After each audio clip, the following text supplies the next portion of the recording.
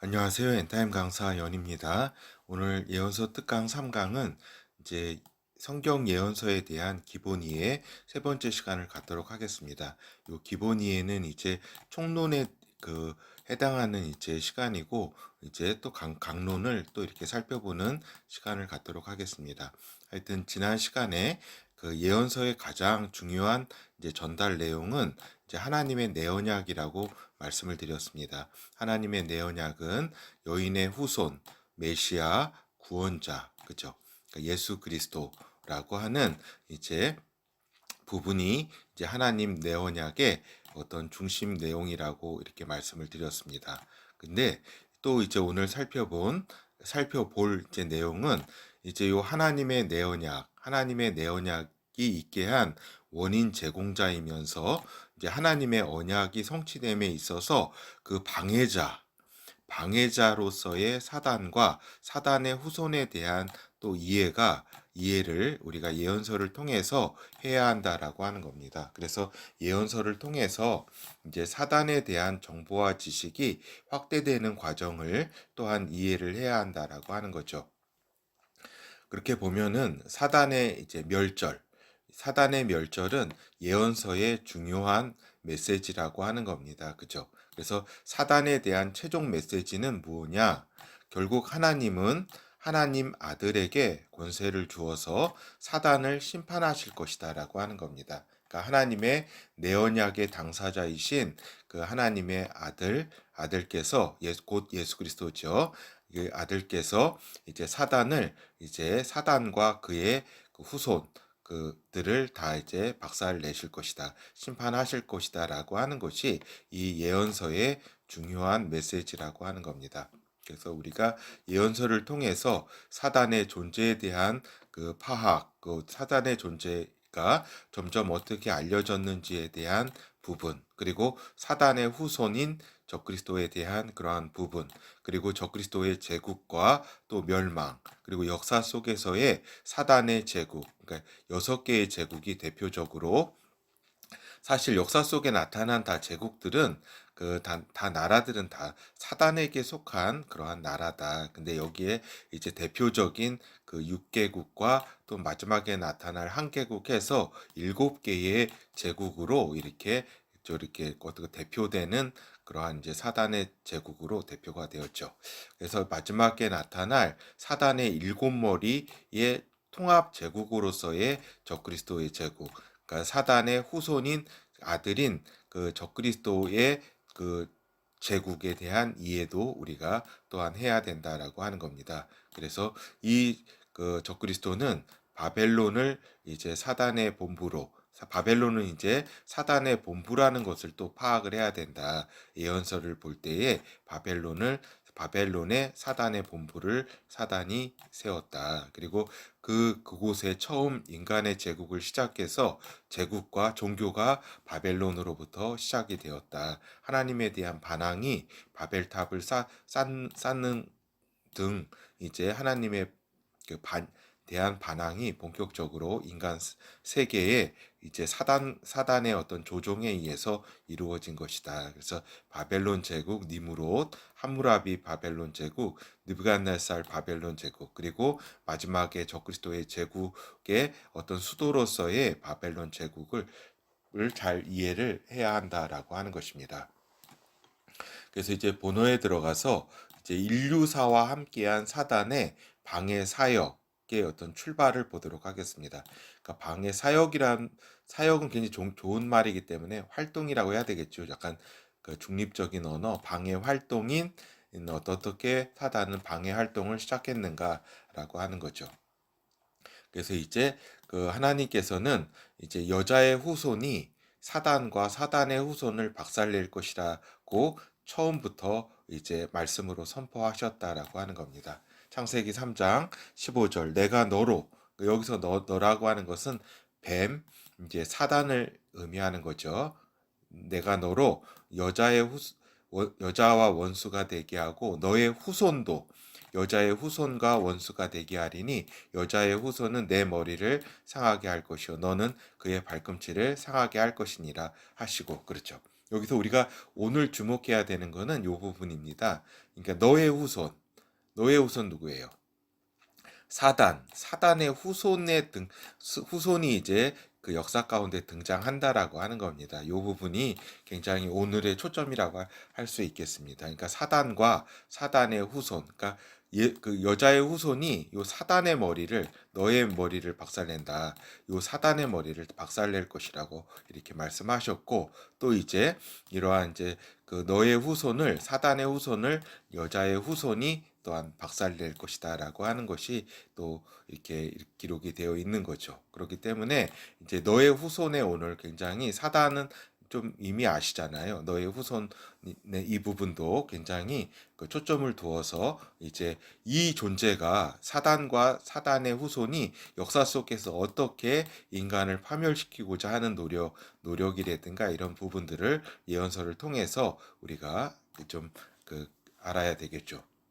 하여튼 처음부터 인간을 파멸의 길로 이끈 영의 존재가 사단이다. 그러니까 타락한 천사장이라고 하는 겁니다. 그렇죠. 그래서 사망과 음부의 권세가 사단에게 주어졌다. 요 사망과 음부의 권세, 그리고 이 부분은 다음에 기회가 되면 더 깊이 살펴보도록 하겠습니다. 하여튼 하나님의 과정적인 권세 부여다라고 하는 겁니다.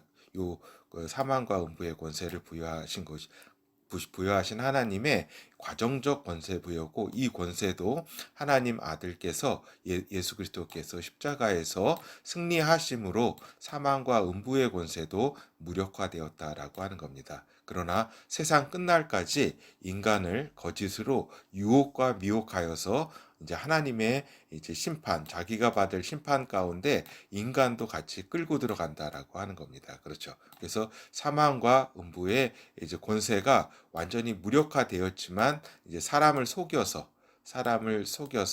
이제 지금 결국은 제한된 범위 내에서 이제 사망과 음부의 권세를 행사 중이라고 하는 겁니다. 제한된 범위 내에서. 또한 주목할 것은 너의 후손, 즉 사단의 후손에 대한 존재에 대한 언급된 부분이 굉장히 또 주목해야 될 부분이다. 이는 이 예언의 과정을 통해서 이 너의 후손이라고 한 그 사단의 후손이 적그리스도임이 드러나게 되는 것이다라고 하는 것입니다. 그렇죠. 그래서 사단의 존재에 대한 정보 지식이 확대된다. 예언서를 통해서. 그래서 사단은 이제 하나님을 떠난 인간 사회의 실질적 영의 제왕이면서도 자신의 존재를 은폐해 왔다라고 하는 겁니다. 알겠죠? 자신을 따르는 인간 핵심부, 악의 어떤 그 후계자들이죠. 그런 악의 아들들 외에는 이제 굉장히 자신의 존재를 은폐했다라고 하는 거죠. 그래서 바벨론 종교도 창시하고 모든 인류의 종교, 문화, 사회 전반에 자신의 반하나님 사상과 생각을 끊임없이 불어넣었다라고 하는 겁니다. 그렇죠. 이것이 인간들이 그 생각이라든가 이런 것이 자기 생각도 있지만 태반이 악한 생각은 사단이 또 주는 그러한 이제 악한 영들이 주는 생각이 굉장히 많다. 하여튼 모든 인류의 종교, 문화, 사회 전반에 반하나님 사상과 생각을 끊임없이 불어넣은 존재가 이제 사단이다라고 하는 거죠. 그러나 하나님의 선지자들은 사단과 사단의 후손에 대한 정보와 지식을 파악해서 전해 주었다라고 하는 거죠. 사단과 사단의 후손 적그리스도, 또 사단의 나라가 하나님 아들에 의해서 멸망받게 됨을 그 말씀 예언서를 통해 전달해 주었다라고 하는 겁니다. 그래서 말씀 예언서를 통해 사단에 대한 정보가 확대된 과정을 간략하게 보도록 하겠습니다. 그래서 보면은 욥의 시기에 욥 있잖아요. 그죠? 욥기 들어보셨죠? 욥의 시기에 사단의 활동들이 기록이 되었다라고 하는 겁니다. 그러니까 욥의 시기는 이제 아브라함 또는 그 바로 아래 무렵의 족장 시대로 봄이 이렇게 상당하다라고 하는 겁니다. 그러니까 요 족장 시대의 인물이 욥이다라고 하는 건데, 요 부분에 있어서 이제 그 사단이 이제 그 하나님의 허락을 받아서 욥을 이렇게 괴롭히는 그러한 이제 그 장면이 나오잖아요. 그렇죠?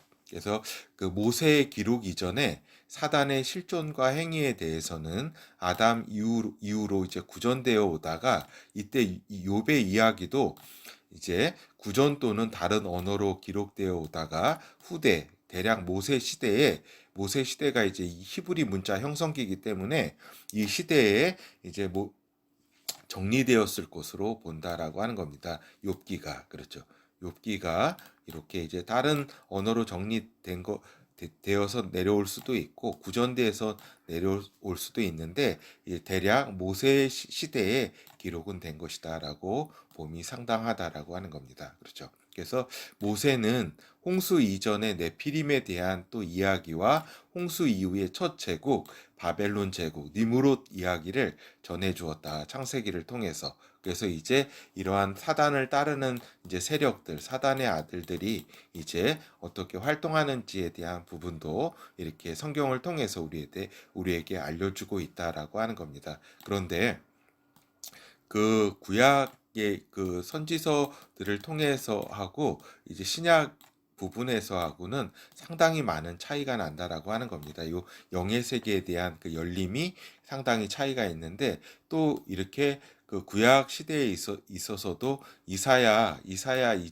이전과 이후가 상당히 많이 또 그 다르다 그 수준이 다르다라고 하는 겁니다. 그러니까 다윗 시대까지만 해도 악인이라고 하는 추상적인 차원의 사단을 인식을 했다. 그리고 사무엘서에 이 기록된 사울 기록 부분에 있어서도 이제 악신이라든가 악한 영에 대해서 그냥 이렇게 악한 영 차원으로 이렇게 얘기했지 상세하게 이렇게 기록한 것은 아니다라고 하는 겁니다. 그렇죠. 그렇기 때문에 이렇게 많은 인류의 시간 동안 사단의 존재에 대해서 잘 몰랐다라고 하는 겁니다. 인간들이 그 파악하는 게 굉장히 어려웠다라고 하는 거죠.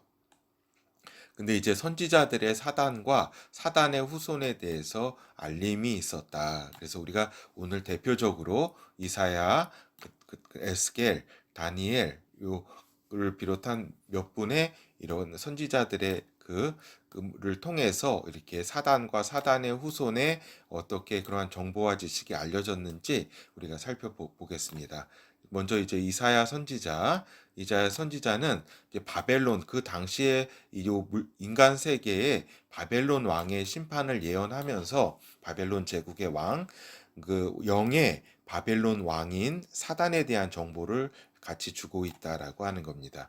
그러니까 결국에는 그 정보 속에는 이제 사단은 하나님께 반란을 일으킨 존재다. 그리고 결국에 지옥으로 떨어질 것이다라고 하는 그러한 부분이 기록됐다라고 하는 거죠. 그리고 이 부분은 요 바벨론 왕의 요 예언을 통해서 요 바벨론 그 당시에 인간 바벨론 왕과 또 바벨론 제국을 의미하죠. 그리고 사단과 사단의 후손 적그리스도 즉 적그리스도의 운명도 같이 예언하고 있다라고 하는 겁니다. 그러니까 이 부분을 예언의 삼중 구조를 이해하는 것이 굉장히 필요한 이제 부분이 있습니다. 알겠죠? 그래서 그 예언서 전체가 다 그런 게 아니라 이렇게 영의 세계까지도 같이 이렇게 이야기하는 부분이 있기 때문에 이러한 다층적 구조에 대한 이해가 필요하다. 어떤 부분은 단순하게 1층 구조로 읽을 부분도 있고 그 이중 구조로 읽을 부분도 있고 삼중 구조, 그러니까 적그리스도까지 하는 삼중 구조까지, 그죠? 그렇게 다층적인 그러한 부분을 이해해야 한다. 그래서 바벨로니아 왕국의 왕, 그리고 그 제국 자체도 의미하죠. 또 사단과 사단의 제국, 적그리스도와 적그리스도의 제국의 운명에 대한 이러한 부분이 그 이사야 선지자가 요 바벨론 왕의 심판을 예언하면서 기록해 놓았다라고 하는 겁니다. 이사야서 14장 4절부터 22절 너는 바벨론 왕에 대하여 노래를 지어 이르기를 해가지고 요 바벨론 왕에 대한 부분이 이렇게 이제 기록이 됐는데 이 부분에서 요 삼중 구조의 어떤 이런 부분을 읽어야 된다라고 하는 겁니다. 이 부분이 굉장히 이렇게 내용이 좀 많기 때문에 간략한 부분만 살펴서 보도록 하겠습니다. 결국에는 이제 음부로 내려가게 된다라고 하는 겁니다. 그 바벨론 왕 사단이 아래의 음부가 너로 인하여 소동하여 너의 몸을 영접하되 그것이 세상에서의 모든 영웅을 너로 인하여 동하게 하며 열방의 모든 왕으로 그 보좌에서 일어서게 하므로 그들은 다 내게 말하여 이르기를 너도 우리같이 연약하게 되었느냐 너도 우리같이 되었느냐. 그러니까 요게 부분이 모든 세상의 영웅들이 다 사단의 이런 수하였다라고 하는 겁니다. 내 영화가 음부에 떨어졌으며 너의 비파 소리까지로다. 구데기가 내 아래 깔리며 지렁이가 너를 덮었도다. 너 아침의 아들 계명성이여 어찌 그리 하늘에서 떨어졌으며 너 열국을 엎은 자여 어찌 그리 땅에 찍혔는고. 내가 내 마음에 이르기를 내가 하늘에 올라 하나님의 무별 위에 나의 보좌를 높이리라. 내가 북극 지폐의 산 위에 자정하리라. 가장 높은 구름에 올라 지극히 높은 자와 비기리라 하도다. 그러나 이제 내가 음부 곧 구덩이의 맨 밑에 빠지오리로다. 너를 보는 자가 주목하여 이렇게 쭉 이렇게 그 기록이 되어 있듯이 내용이 많으니까 오늘 그 말씀드릴 거는 이렇게 하나님께 이제 반항하다가 교만으로 반항하다가 결국에는 음부로 떨어지는 신세가 될 것이라고 하는 이제 부분이라고 할 수가 있겠죠. 그렇죠. 그래서 결국에는 그 바벨론에서 끊어지게 될 것이다라고 하는 겁니다. 바벨론은 멸망하게 될 것이다라고 하는 거죠. 그리고 이제 에스겔서 물질 세계 창세 이전에 사단의 존재, 그러니까 피조물인 사단의 존재에 대해서 기록이 되어 있다. 천사장급 존재였으나 스스로 타락하여서 악의 존재가 되며 다른 반역한 천사들의 우두머리가 되었다라고 하는 거죠. 그래서 당시 두로 왕의 교만과 멸망을 예언한 것이면서 사단의 후손의 멸망을 같이 나타내고 있다. 삼중 레이어, 삼중 구조 예언이면서 그러니까 다층 예언이라고 하는 겁니다. 그러니까 그 당시에 두로 왕에 대해서 예언하면서 그렇죠. 그래서 지금 이 에스겔은 이제 6세기 그 기원전 BC 6세기 인물이잖아요. 그죠? 그 당시에 이제 그 두로 왕에 대한 그 예언이면서 이제 이러한 이제 저기죠. 그 사단과 사단의 후손 그리고 여기 방금 말씀드린 이사야는 이제 기원전 8세기의 인물이라고 할 수가 있겠습니다. 그렇죠. 그래서 에스겔서 28장 12절 이제 19절 특히 28장 에스겔서 28장은 굉장히 이제 사단을 아는 데 있어서 굉장히 중요하다라고 하겠습니다. 인자야 두로 왕을 위하여 애가를 지어 그에게 이르기를. 그래서 두로 왕을 이렇게 그러니까 삼중 구조가 됐다는 걸 다시 한번 말씀드립니다. 그 당시에 두로 왕에 대해서 예언한 것이면서 사단에 대해서 얘기하면서 또한 사단의 후손 적그리스도에 대한 이 삼중 구조되는 그 말씀인 것을 잘 이해를 해야 한다. 주 여호와의 말씀에 너는 완전한 인이었고 지혜가 충족하며 온전히 아름다웠도다. 그러니까 타락하기 이전에 사단이 이러한 존재였다라고 하는 겁니다. 내가 옛적에 하나님의 동산 에덴에 있어서 각종 보석 곧 홍보석과 황보석과 금강석과 황옥과 홍만호와 창옥과 청보석과 깨 등등등 황금으로 단장하였으며 내가 지음 받던 날에 너를 위하여 소고와 비파가 예비되었도다. 너는 기름 부음을 받은 덮은 그룹임이며 그렇죠. 천사장 중에서도 또 그 굉장히 높은 그러한 천사장이라고 할 수가 있겠죠. 그러니까 기름 부음을 받은 너는 그 덮은 그룹이었다. 천사장이었다. 천사장 중에 천사장이었다라고 하는 거죠. 내가 너를 세우며 내가 하나님의 성산의 화강석 사이에 왕래하였도다. 내가 지음을 받던 날로부터 그 모든 길에 완전하더니 마침내 불의가 드러났도다. 그래서 이렇게 처음 악의 존재가 되었다라고 하는 겁니다. 처음 불의의 존재가 되었다라고 하는 거죠. 내 무역이 풍성함으로 내 가운데 강포가 가득하여 내가 범죄하였도다. 너 덮는 그룹아 그러므로 내가 너를 더럽게 여겨 하나님의 산에서 쫓아내었고 화강석 사이에서 멸하였도다. 내가 아름다움으로 마음이 교만하였으며 내가 영화로움으로 내 지혜를 더럽혔으며 내가 너를 땅에 던져 열왕 앞에 두어 그들의 구경거리가 되게 하였도다. 내가 죄악에게 등등등. 하여튼 이렇게 해서 결국에는 그 너가 멸망할 자가 이렇게 영원히 다시 일어서지 못하는 그러한 자가 너가 될 것이다라고 하는 이러한 부분입니다. 이러한 이제 다층적 구조의 이러한 예언을 또 이렇게 예언서 부분을 이해할 필요가 있습니다. 그리고 이제 다니엘 선지자는 이제 이제 요 다니엘 선지자도 기원전 7세기에서 이제 6세기의 인물이라고 할 수가 있겠습니다. 그렇죠. 그래서 요 부분에서 저기 거의 에스겔과 비슷한 시기에 활동했던 뭐 다니엘 선지자는 너무나 잘 아니까 뭐 하여튼 인간 사회를 지배하는 사단 그리고 제국을 지배하는 사단에 대해서 우리에게 알려주었다라고 하는 거죠. 그리고 특별히 작은 뿔 적그리스도에 대해서 상세히 알려주었다. 사단의 후손인 이러한 적그리스도 작은 뿔에 대해서 이렇게 다니엘보다도 서보다도 더 자세히 알려준 이러한 부분은 이제 구약 예언서에는 없고 요한계시록에 나타나죠.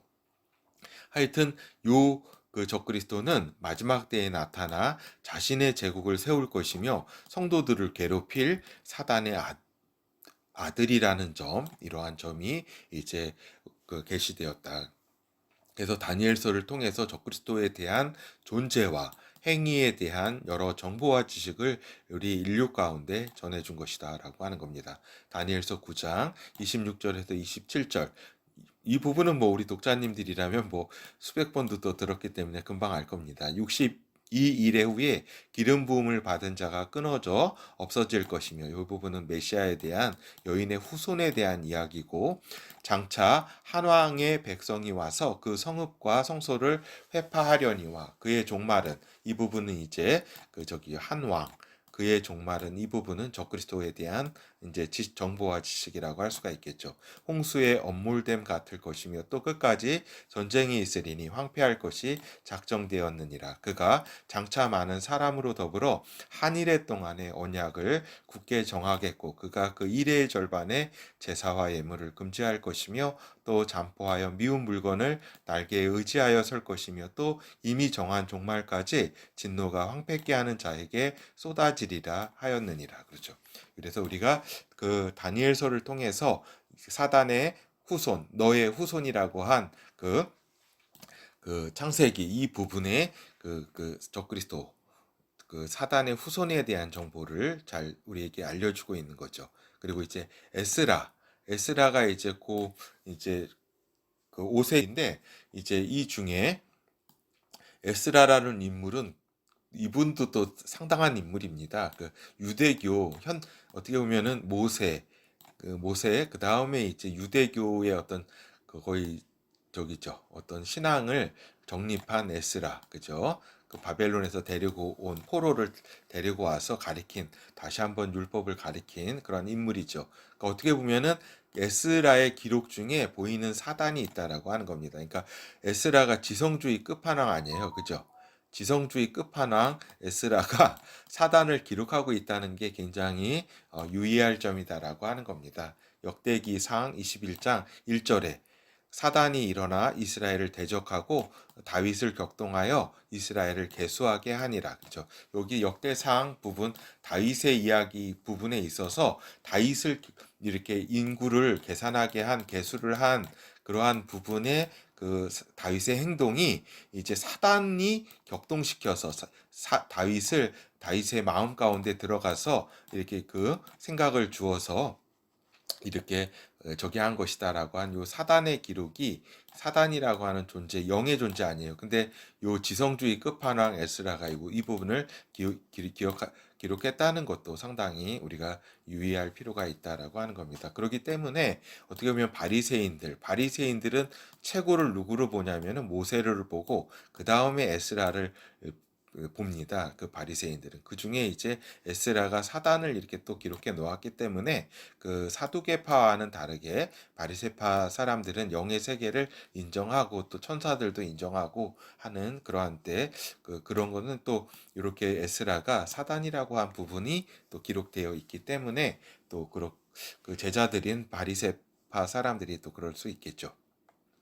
하여튼 이제는 이제 그 신약이 그 예수 그리스도께서 오시면서 이제 영의 세계에 대해서는 이제 굉장히 많이 폭발적인 증가가 이루어진다. 그러니까 예수 그리스도와 그의 제자에 의해 전해진 사단에서 보면은 예수 그리스도를 통해서 영의 세계에 대한 지식이 그 전과는 다르게 폭발적으로 증가가 된다라고 하는 거죠. 왜냐하면 예수 그리스도는 하나님의 아들이시기 때문에 그 차원이 이 영의 세계를 이해하는 차원이 다른 어떤 선지자라든가 이런 차원하고는 전혀 다르죠. 그 가운데 예수 그리스도께서는 사단과 또 지옥에 대해서 그리고 또 마지막 때에 대한 지식도 상당히 전달해 주셨다라고 하는 것입니다. 알겠죠? 물론 이렇게 전체 영의 세계 부분에 대해서 사단과 지옥과 마지막 때의 부분은 그렇게 많지는 않습니다.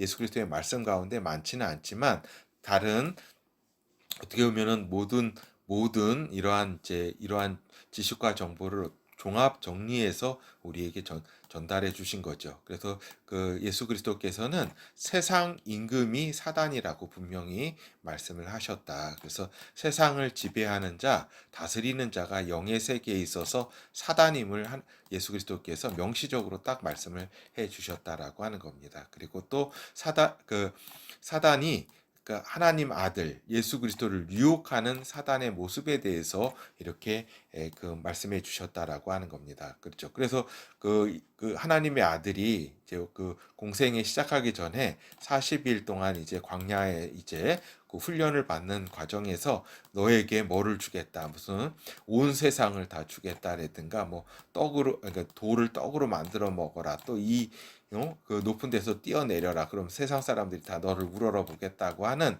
이러한 여러 가지 유혹을 사단이 직접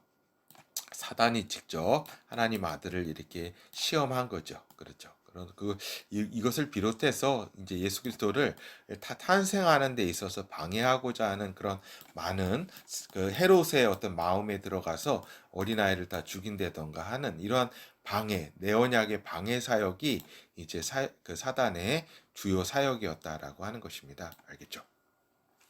그리고 이제 사도 바울을 통해서도 사단의 활동이 전달되었다. 특별히 공중권세 잡은 자가 사단이다. 뭐 같은 이야기죠. 영의 세계에서 세상 임금이 사단이다. 공중권세 잡은 자다. 그리고 사단의 후손인 멸망의 아들 적그리스도에 대한 부분도 사도 바울이 우리에게 전달해 주었다라고 하는 거죠.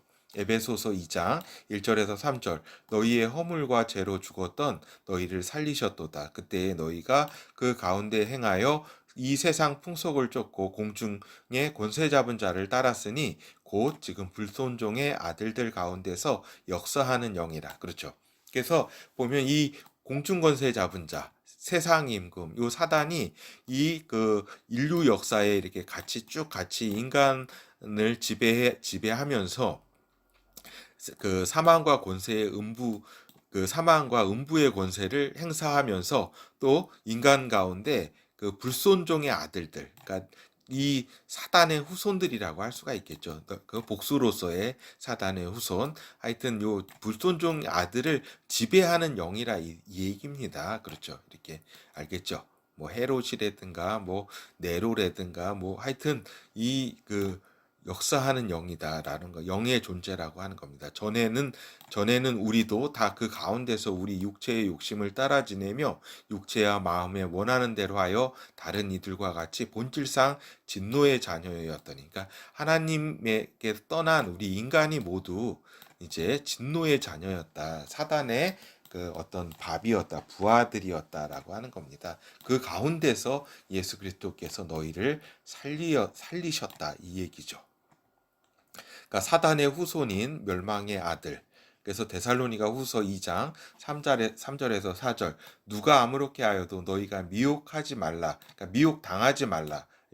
이렇게 당하지 말라로 이렇게 표현하면 번역했으면 좋았을 걸 그랬습니다. 먼저 배도하는 일이 있고 저 불법의 사람 곧 멸망의 아들이 나타나기 전에는 이르지 아니하리라. 저는 대적하는 자라 범사에 일컫는 하나님이나 숭배함을 받는 자 위에 뛰어나 자존하여 하나님 성전에 앉아 자기를 보여 하나님이라 하느니라. 그렇죠. 그러니까 이 마지막 때에 나타날 이 자기가 하나님이라고 하는 이러한 존재, 멸망의 아들, 그죠? 불법의 사람, 사단의 후손, 멸망의 아들 적그리스도가 이제 나타날 것이다라고 하는 겁니다. 알겠죠?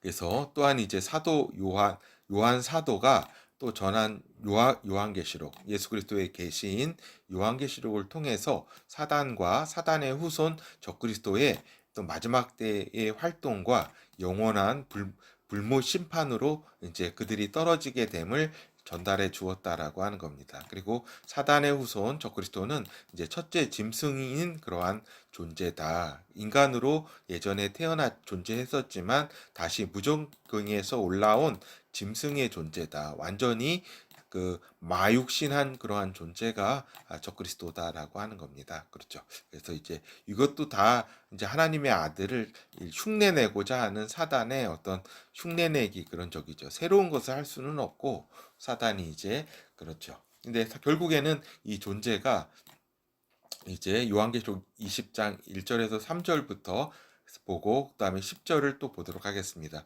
또 내가 보매 천사가 무저갱 열쇠와 큰 쇠사슬을 그 손에 가지고 하늘로서 내려와서 그죠. 요 때는 언제냐면은 저기죠. 이제 그 아마겟돈 전쟁이 끝난 이제 후지요.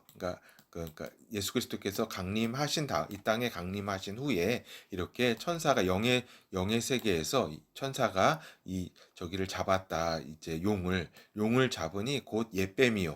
그러니까 요 그 에덴 동산에서 아담과 하와를 유혹했던 그 뱀이다. 그 영이다라고 하는 겁니다. 마귀요 사단이라 잡아 1000년 동안 결박하여 무저갱에 던져 잠그고 그러니까 지옥의 일부 무저갱에 던져서 이제 잠그고 그 위에 임봉하여 천년이 차도록 다시는 만국을 미혹하지 못하게 하였다가 그 위에는 잠시 동안 노일이라. 10절 또 저희를 미혹하는 마귀가 그러니까 천년왕국 끝에 이제 천년왕국 동안에는 요 무저갱에 갇혀 있다가 끝에 이제 잠시 풀려나서 사람을 미혹한다라고 하는 겁니다. 근데 저희를 미혹하는 마귀가 용, 사단, 마귀 같은 이야기입니다.